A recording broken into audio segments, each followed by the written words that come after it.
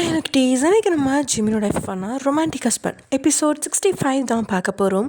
So அதுக்கு முன்னாடி இந்த டிஸ்க்ளைமர் நீங்கள் இன்னும் படிக்கல அப்படின்னா படிச்சுக்கோங்கடா. அண்ட் ஆல்சோ நீங்கள் இன்னும் நம்ம சேனல் சப்ஸ்கிரைப் பண்ணிக்கோங்க. கூட இந்த பெல் ஐக்கனும் கிளிக் பண்ணிக்கோங்க. அண்ட் உங்கள் ஃப்ரெண்ட்ஸ் அண்ட் ஃபேமிலிஸ்க்கு ஷேர் பண்ணுங்கள். ஓகே, வாங்க நம்ம வீடியோக்குள்ளே போகலாம். லாஸ்ட்டாக எதனா முடிச்சிருந்தோம் அப்படின்னா ஜிமின் ஃபேமிலியில் இருக்க எல்லாத்தையுமே கூப்பிட்டு வச்சு ஒரு வீடியோவை ப்ளே பண்ணுறான்.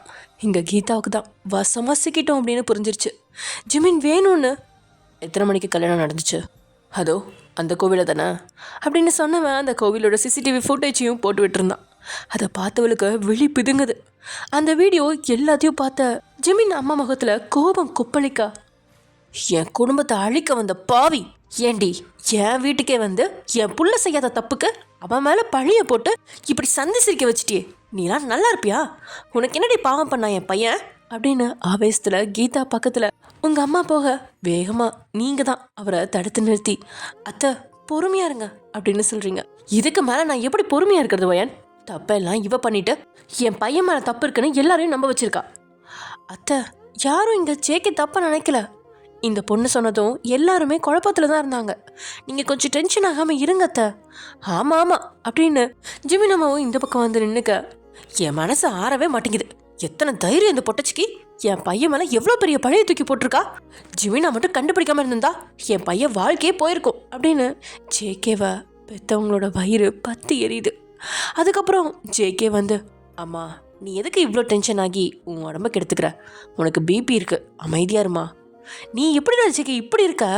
என் பிள்ளைய நான் எப்படி வளர்த்தேன்? கொஞ்சம் அசந்ததும் இப்படி ஒரு பழைய உன் மேலே சுமத்திட்டாளே அப்படின்னு ஜிமினம்மா கொஞ்சம் ஆவேசப்பட்டுட்டே இருக்க. அம்மா நீங்கள் அமைதியாக இருங்க. வயன், உன் வீட்டில் உள்ள எல்லாரையும் ஃபோன் பண்ணி வர சொல்லு. ஆமாம், முக்கியமாக உங்கள் அப்பா இங்கே வந்தே ஆகணும். ஆமாம், முக்கியமாக உங்கள் அப்பா இங்கே வந்தே ஆகணும். உங்கள் வீட்டில் ஒருத்தர் கூட மிஸ் ஆகக்கூடாது. உங்கள் அக்காவையும் வர சொல்லு அப்படின்னு கட்டளை மாதிரி ஜிமின் சொன்னதும் உங்களுக்கும் அதுதான் சரின்னு படுது. அதனால் ஃபோன் பண்ணி அவசரமாக இங்கே வரும்படி கூப்பிட்ட. முதல்ல என்ன ஏது அப்படின்னு அவங்க கேட்டாலும் கண்டிப்பாக நீங்கள் வரணும் அப்படின்னு நீங்கள் உறுதியாக சொல்ல சரின்னு சொல்லிட்டாங்க அவங்களும். இங்கே ஃபோன் பேசிட்டு நீங்கள் வர ஜிமின் கீதா முன்னாடி நின்று, சொல்லு எதுக்காக இப்படிலாம் பண்ண? என் தம்பி உனக்கு இது வரைக்கும் எந்த பாவமும் செஞ்ச மாதிரி எனக்கு தெரியல. உனக்கு ஹெல்ப் தான் பண்ணியிருக்கான், அதுதான் அவன் பண்ண தப்போ அப்படின்னு கீதா கிட்ட ஜிமின் கேட்க கீதாவுக்கு என்ன பேசுறதுனே தெரில. யோசிச்சு பார்த்தா ஜேகே மேலே ஒரு தப்புமே இல்லைதான். ஆனால் கண்களில் கண்ணீர் வடிய நிமிர்ந்த கீதாவோ, உங்கள் தம்பி ஹெல்ப் எதுக்காக பண்ணாரு? எல்லாம் குற்ற உணர்ச்சியில தான் பண்ணாரு. என்ன குற்ற உணர்ச்சியா? ஆமாம், என்ன ஏமாத்துனாங்க அப்படின்னதும் அப்போ ஜேகே அவளை முறைச்சு பார்க்க, உன்னை யார் என்ன ஏமாத்துனாங்க? உங்க தம்பி தான். தெளிவா பேசு. என்னோட தம்பி என்ன ஏமாத்துனான்? எப்படி ஏமாத்துனான்? ஐயோ, சாரா விஷயத்த இன்னும் வீட்டில் யார்கிட்டயும் சொல்லலையே, இவ உண்மையை போட்டு உடச்சிருவாளோ அப்படின்னு ஒரு வித பதட்டத்தோடையே ஜேகே கீதாவை பார்க்க, கீதாவோ முழுசா நனைஞ்சாச்சு. எதுக்கு அவன் விஷயங்களை நான் மட்டும் ரகசியமாக வச்சுக்கணும் அப்படின்னு ஜிமினை பார்த்தவ, முதல்ல எனக்கு சாரா தான் ஃப்ரெண்டாக இருந்தா. இப்போ நீங்கள் கூர்மையாக அவளை பார்த்து, யாரு என்னோட தங்கச்சியா அப்படின்னு கேட்க, ஆமாம் அப்படின்னு உங்களை பார்த்தபடியே பதில் சொன்னவ, சாரா எனக்கு பெஸ்ட் ஃப்ரெண்டாக தான் இருந்தா. அவள் பெஸ்ட் ஃப்ரெண்டாக இருந்ததுனால தான் நான் ஃபஸ்ட்டு சீனியராக லவ் பண்ணுற விஷயத்த அவகிட்ட சொன்னேன். இந்த விஷயம் எல்லாமே எல்லாத்துக்கும் புதுசு. ஜேகேக்கு மட்டும்தான் எல்லாமே தெரியும். அதனால் எல்லாருமே இது என்ன புது கதை அப்படிங்கிற மாதிரி பார்த்துட்டு இருக்காங்க. சாரா கிட்ட நான் சொல்லும்போது அவள் ஏற்கனவே ஜேகேவை லவ் பண்ணியிருந்தா அதை என்கிட்ட சொல்லியிருக்கணும் தானே? இல்லைண்ணா, சாரா கிட்ட அவள் விஷயத்த சொல்லும்போது சாரா என்னை லவ் பண்ணல. இப்போது ஜிமின் ஜேகேவை முறைக்கா, ஜேகே கப் சிப் தான். சரி, அவள் லவ் பண்ணலன்னே வச்சுக்கோங்க. முன்னாடியே சீனியர் அவகிட்ட ப்ரப்போஸ் பண்ணியிருக்காருன்ற அந்த விஷயத்த அவள் என்கிட்ட சொல்லியிருக்கணுமா இல்லையா? நீங்களே நியாயத்தை சொல்லுங்கள். ஆனால் அவள் எதையுமே என்கிட்ட சொல்லலை. நானும் இவரை லவ் பண்ணுறேன்ற விஷயத்த ஒவ்வொன்றையும் அவகிட்ட தினமும் ஷேர் பண்ணிகிட்டு இருந்தேன். ஆனால் எதுவுமே தெரியாதது மாதிரியே என்கிட்ட இருந்துட்டா. அவள் மூலியமாக தான் நான் சீனியர் நெருங்கணும்னு நினச்சேன். ஆனால் ஒவ்வொரு தடவையும் அவள் எனக்கு அந்த வாய்ப்பை கொடுக்கவே இல்லை. அது எல்லாம் சாதாரணமாக நடந்துச்சுன்னு தான் நான் நினச்சிட்டு இருந்தேன். ஆனால் அவள் சதி பண்ணி தான் அப்படிலாம் பண்ணியிருக்கான்னு ரொம்ப லேட்டாக தான் எனக்கு புரிஞ்சிச்சு. சரி, இவள் ஹெல்ப் பண்ண மாட்டான்னு நானே சீனியர்கிட்ட நெருங்கி பழகலன்னு ஃப்ரெண்ட்ஸாக ஆரம்பித்தேன். அப்போ சீனியரும் என்கிட்ட நல்லா தான் பேசிகிட்டு இருந்தார். அவரும் என்னை லவ் பண்ணுறாரோன்னு எனக்கு டவுட் கூட வந்துச்சு. அப்படி தான் என்கிட்ட பேசுவார். அவ்வளோ சிரித்து பேசுவார். ஜேகேக்கு யாரோ சம்மட்டியால் அடித்த மாதிரி அப்படி தான் இருந்துச்சு. ஒரு பொண்ணுக்கிட்ட தேவையில்லாமல் பேசி ஆசையை வளர்த்துட்டோமோ அப்படின்னு தான் தோணுச்சு. தன்னுடைய கெட்ட பழக்கம் இப்போது அவனுக்கு தெளிவாக புரிஞ்சிருச்சு. எல்லா பொண்ணுங்கக்கிட்டேயும் கேஷுவலாக பேசுகிறேன் அப்படின்னு ஒரு லிமிட்டோடு தான் பேசுவான். அப்படி பேசினதே இப்படி வந்து அவனுக்கு வினையா நிற்க இது அவன் வாழ்க்கையில் அவனுக்கு ஒரு பாடம். அப்படி இருக்கிற சமயத்தில் தான் ஒரு நாள் ஆடிட்டோரியமில் சீனியரும் சாராவும் பேசிகிட்டு இருந்தாங்க. அப்புறம் திடீர்னு ஐயோ அப்படின்னு ஜேகே தலையில் கை வைக்க, ஏனோ எல்லாரும் முன்னாடியும் கீதாவுக்கும் அந்த விஷயத்த சொல்ல கொஞ்சம் தயக்கமாக இருக்கா. இருந்தும் தான் முன்னாடி தன்னை ஏமாத்தினவங்கள எல்லாத்துக்கிட்டையும் தோல் உரிச்சு காட்டணும் அப்படின்னு நினச்சி ஏன் முன்னாடியே சாரா சீனியரை கிஸ் பண்ணிட்டா அப்படின்னதும் எல்லாருமே அப்படியே அதிர்ந்து நிற்க, ஜேகே இதுக்கு என்ன விளக்கம் சொல்லுவான்? முதல்ல அவன்லையா அந்த வேலையை பார்த்தது, இப்போ தலையை குனிஞ்சு நின்னுட்டான். அன்னைக்கு தான் எனக்கு தெரியும் சீனியர் ஏற்கனவே சாராக்கு ப்ரப்போஸ் பண்ணியிருக்காரு. ஆனால் சாரா தான் என்கிட்ட சொல்லலைன்னு. நீங்கள் எல்லாரும் அந்த நிமிஷம் நான் எந்த அளவுக்கு ஹர்ட் ஆயிருப்பேன்னு புரிஞ்சுக்கணும். கூட இருந்தவளும் துரோகம் பண்ணிட்டா. லவ் பண்ணுறேன்னு நினச்சவரும் எனக்கு துரோகம் பண்ணிட்டாரு. அன்றைக்கி நைட்டு ஃபுல்லாக அழுதேன். அதுக்கப்புறம் என்னால் அழுக முடியல. எனக்கு கோவமாக வந்துச்சு. அதுவும் சாரா மேலே தான் ரொம்ப கோவம் வந்துச்சு. முதல்ல இந்த விஷயத்த சொல்லியிருந்தா நான் மனசில் இந்த அளவு ஆசையை வளர்த்துருக்க மாட்டேன்ல. அதனால தான் அவங்க 2 பேரையும் பிரிக்கணும்னு என் மனசில் நினச்சேன். அவங்க 2 பேரும் என்கிட்ட உண்மையாக பழகலை தானே, அதே மாதிரி அவங்கக்கிட்டேயும் நான் உண்மையாக இனிமேல் பழகக்கூடாது. கூட இருந்தே எனக்கு குழி பறித்த மாதிரி நானும் குழி பறிக்கணும்னு நினச்சேன். ஆனால் என்னால் அவங்க 2 பேரையும் பிரிக்க முடியல. அதுதான் உண்மை. கடைசியாக நேற்று நைட்டு தான் இந்த பிளான் பண்ணேன். அவங்க 2 பேரையும் பிரிக்க முடியும்னு நினச்சி இந்த தாலியை நானே என் கழுத்தில் கட்டிக்கிட்டேன். எங்கள் அம்மா அதை பார்த்து தான் ஷாக் ஆகி அவங்களுக்கு ஹார்ட் அட்டாக் வந்ததுன்றது எனக்கே லேட்டாக தான் ஆம்புலன்ஸ் வரும்போது தான் புரிஞ்சுது. எல்லாரையும் யோசிச்சுட்டு எங்கள் அம்மாவை பற்றி நான் யோசிக்காமல் விட்டுட்டேன். அவங்க இந்த தாலியை பார்த்துருக்க மாட்டாங்கன்னு நினச்சேன். ஆனால் அவங்க என் கழுத்தில் இருக்க தாலியை பார்த்துருக்காங்க. திடீர்னு என் கழுத்தில் தாலி இருக்கவும் அவங்களால எதுவுமே பேச முடியல. அவங்கக்கிட்ட ஒரு 6 மாதத்துக்கு ஷாக்கான விஷயத்த எதுவும் சொல்லக்கூடாதுன்னு டாக்டர் சொல்லியிருக்காங்க. நான் எந்த விஷயத்தையும் சொல்லலை தான். ஆனால் என்னை பார்த்து அவங்க ஷாக் ஆனது நான் பண்ண இந்த விஷயம் இவ்வளோ தூரம் வந்துடுச்சு. இந்த தாலி நான் எதுக்கு கட்டினேன்னா, சாரா கிட்ட மட்டும் சீனியர் தான் எனக்கு தாலி கட்டினாரு அப்படின்னு ஒரு நாடகத்தை நடத்தி அவங்க 2 பேரையும் பிரிக்கணும்னு நினச்சி தான் கட்டினேன். அதுக்குள்ளே எங்கள் அம்மா இந்த உலகத்தை விட்டே போயிட்டாங்க. இனிமே என்ன பண்ணுறது எதுவுமே எனக்கு புரியல. அந்த நேரத்தில் அழுத கரையை தான் செஞ்சேன். பக்கத்தில் சீனியர் இருக்கவும் அது எனக்கு ரொம்ப தெம்பாக இருந்துச்சு. அதனால் கொஞ்ச நாளைக்கு அவர் கூட இருக்கலாம் அப்படின்னு நினச்சேன். ஆனால் அவர் என்னை ஹாஸ்டலில் தங்க வைக்கிறதுலையே தான் குறியாக இருந்தார். ஆனால் நான் தான் ஹாஸ்டலில் தங்க மாட்டேன்னு ஒரேடியாக அடம் பிடிச்சிட்டு இருந்தேன். எப்படியும் அவர் இந்த வீட்டுக்கு என்னை கூட்டிகிட்டு வருவாருன்னு எதிர்பார்த்தேன். 1 வாரம் 10 நாள் இங்கே இருந்துட்டு அதுக்கப்புறம் எங்கள் வீட்டுக்கு போனால் எனக்கு எதுவும் தெரிஞ்சுக்காது. நான் அதுக்காக தான் இந்த வீட்டுக்குள்ளே வந்தேன். ஆனால் நான் வந்ததை பார்த்து பிரச்சனை வேறு மாதிரி கிளம்பவும் நானும் வேறு மாதிரி யோசிச்சு இப்படி சீனியர் மேலே பழி போட வேண்டியதாக போயிடுச்சு. இப்போ நீங்களே சொல்லுங்கள், நான் என்ன தப்பு பண்ணேன் அப்படின்னு கீதா அவங்கக்கிட்டே கேட்க, அங்கே இருந்தால் எல்லாத்துக்குமே இந்த பொண்ணு என்ன பேசுகிறா, அவளுக்கு உண்மையாகவே அவளோட தப்பு தெரியலையா அப்படின்னு தான் தோணுது. ஜெமீன் அம்மாக்கெலாம் இப்போ என்ன பேசுறதுனே தெரியல. சாராவும் இதில் சம்மந்தப்பட்டிருக்கா அப்படின்னதும் சம்மந்த வீடாயிடுச்சே, அதனால் குழப்பத்தில் அவர் அமைதியாயிடா. என்ன தப்பு பண்ணேன்னு என்கிட்ட கேட்குறா? ஓகே, நீ என்ன தப்பு பண்ணேன்னு நான் உன்கிட்ட தெளிவாக சொல்கிறேன். இவ்வளோ நடந்ததுக்கு அப்புறமும் நான் பொறுமையாக பேசிகிட்டு இருக்கேன்னா அது என் தம்பிக்காக மட்டும்தான். என் தம்பி உனக்கு எதனால் ஹெல்ப் பண்ணான்றது எனக்கு இப்போ தான் புரிஞ்சிச்சு. நீ ரொம்ப சின்ன பொண்ணு. நீ பேசுகிறத வச்சு உனக்கு இந்த உலகத்தை பற்றி ஒன்றும் தெரியலன்றது எனக்கு புரியுது. இவ்வளோ சின்ன வயசில் இந்த மாதிரி நெகட்டிவ் தாட்ஸோடு இருந்தால் அது உன்னோட வாழ்க்கைக்கு நல்லது கிடையாது. நீ சொன்ன மாதிரி சாரா ஜேகே ப்ரொப்போஸ் பண்ண விஷயத்த உன்கிட்ட எதுக்காக சொல்லணும்? அது அவளோட பர்சனல். அவளுக்கு நிறைய பேர் ப்ரொப்போஸ் பண்ணியிருப்பாங்க.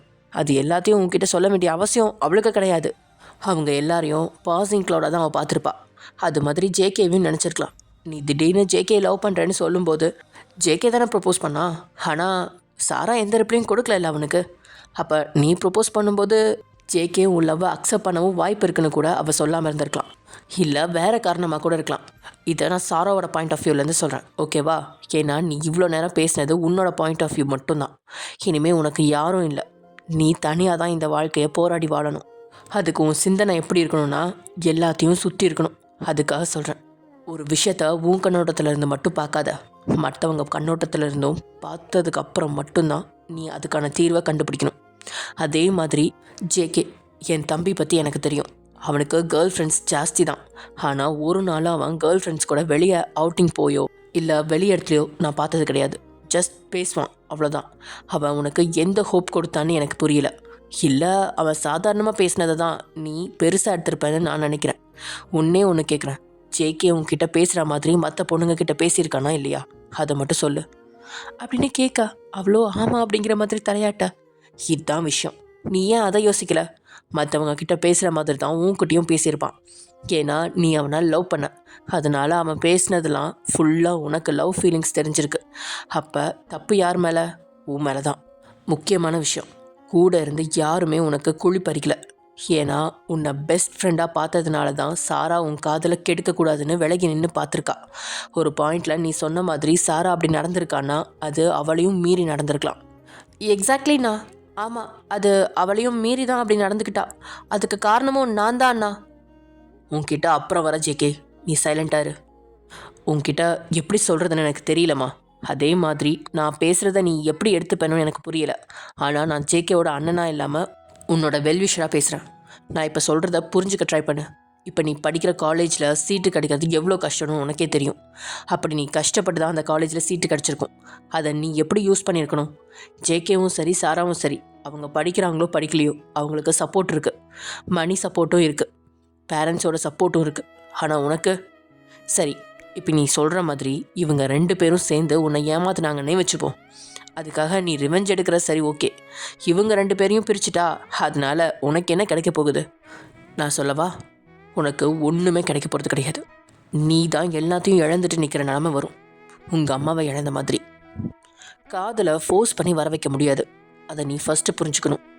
அவங்க 2 பேரும் லவ் பண்ணுறாங்கன்னு உனக்கு தெரிஞ்சதும் நீ அவங்கள விட்டு போயிருக்கணும்.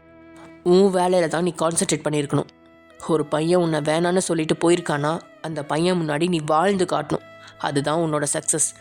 ஃப்யூச்சரில் அந்த பையன் உன்னை பார்த்து சொல்லணும், இப்படிப்பட்ட பொண்ணை நான் மிஸ் பண்ணிட்டோமே அப்படின்னு ஃபீல் பண்ணணும். அந்த மாதிரி இருக்கணும் உன்னோட ஆக்டிவிட்டீஸ். அதே மாதிரி ஜேகே ஒன்றும் குற்ற உணர்ச்சியெல்லாம் உனக்கு ஹெல்ப் பண்ணல. உன்னோட வறுமையை பார்த்து மட்டும்தான் அவன் ஹெல்ப் பண்ணியிருப்பான்.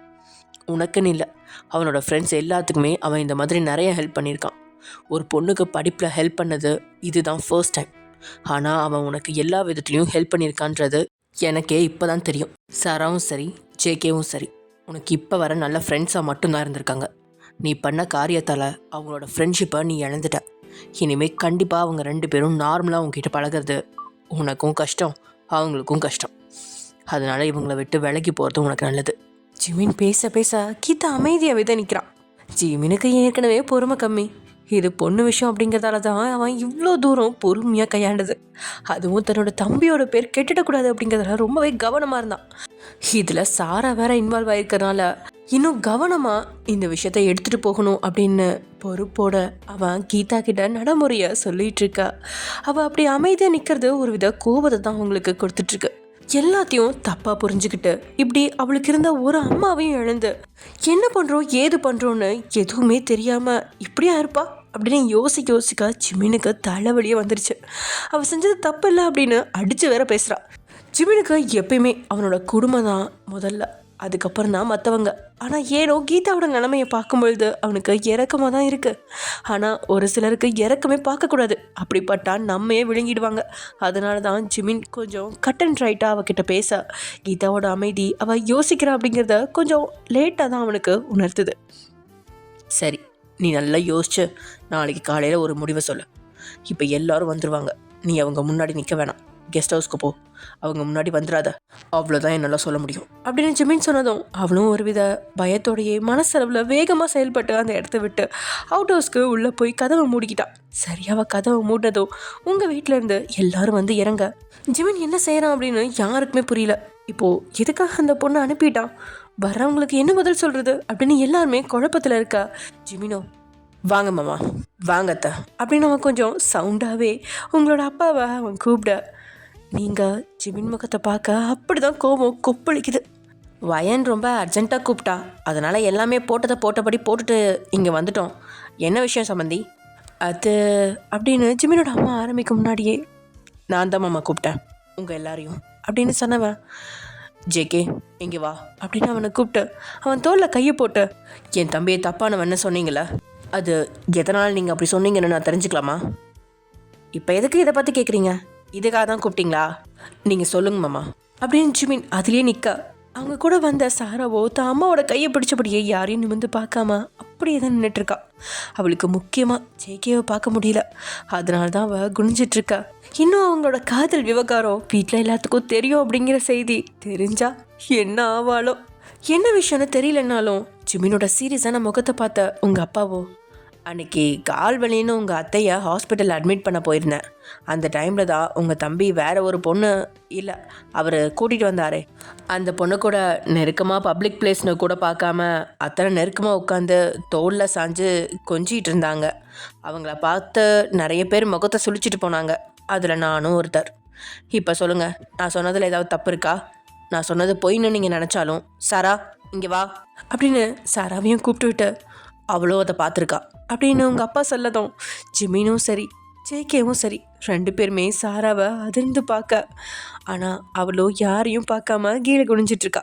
நீங்கள் சொல்கிறதெல்லாம் ஓகே தான் மாமா, ஆனால் எனக்கு நீங்கள் மாமான்னா அவனுக்கும் அதே மாதிரி தானே முறை வருது.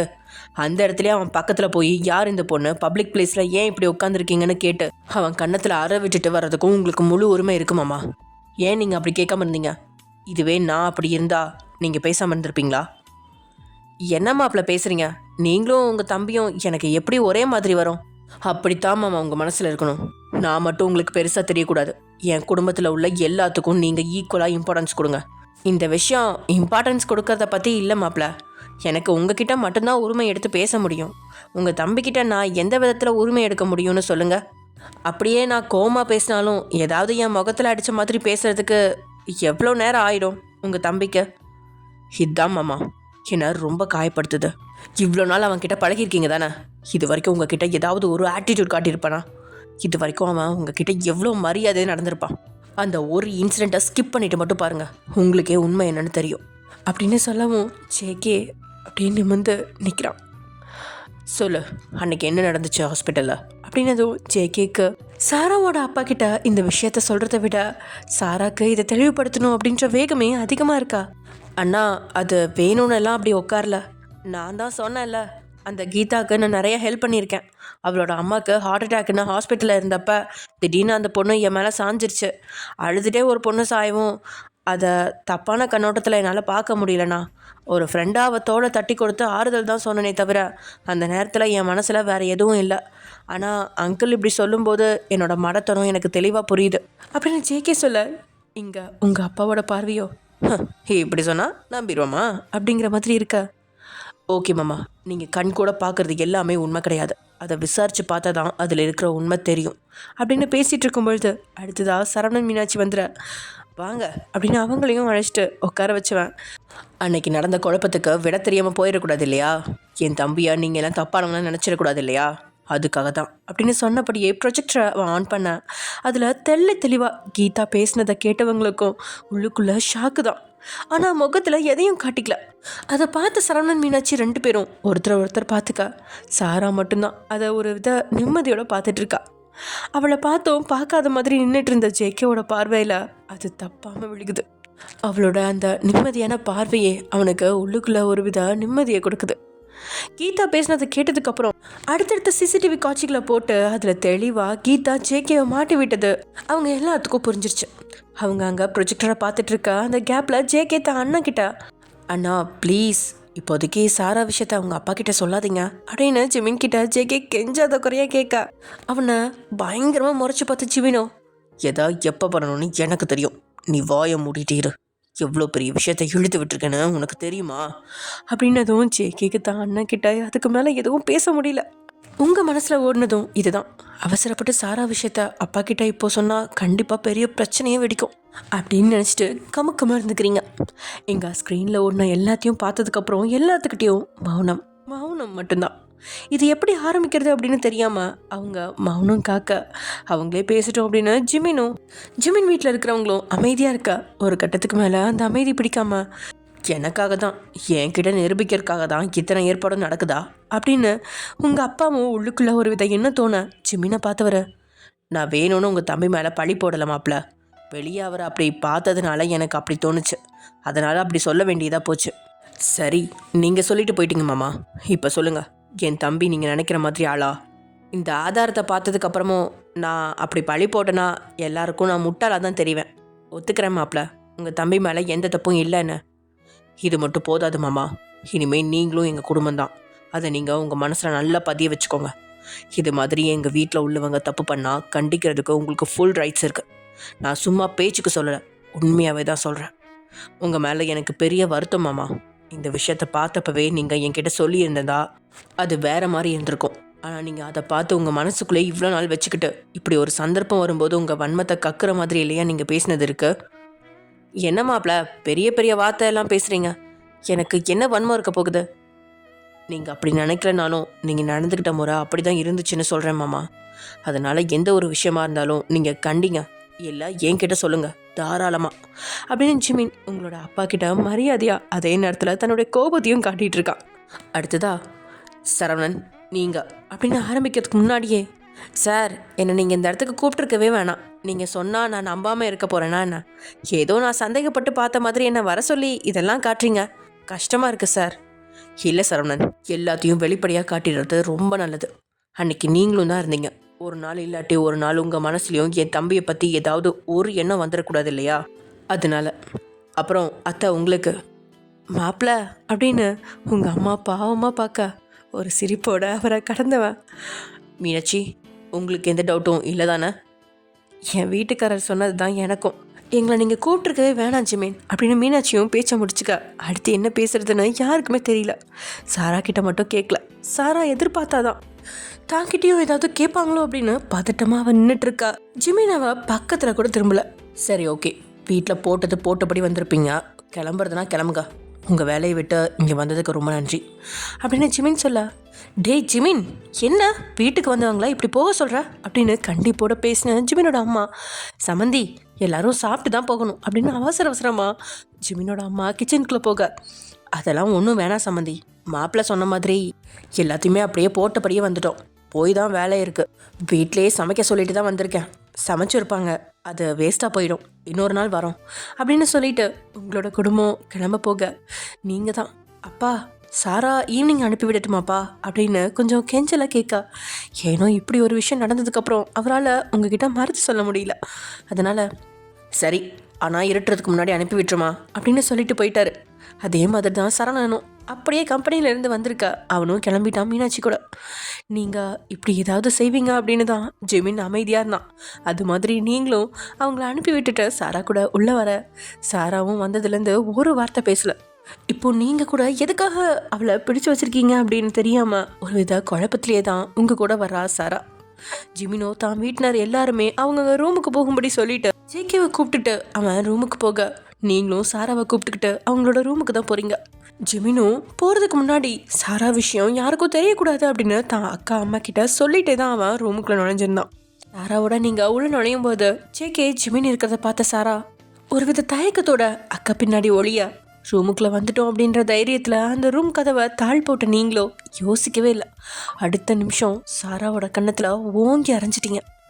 திடீர்னு நீங்கள் அறையவும் சாரா தான் அக்காவை அதிர்ச்சியாக பார்க்க, ஜிமினும் சரி ஜேகேவும் சரி, வயன் அண்ணி அப்படின்னு 2 பேரும் குரலை உழைத்த, நீங்கள் 2 பேரும் அமைதியாக இருங்க, இது எனக்கும் என் தங்கச்சிக்குமான பேச்சு அப்படின்னு சொன்ன நீங்களோ, என்ன பண்ணி வச்சிருக்க சாரா?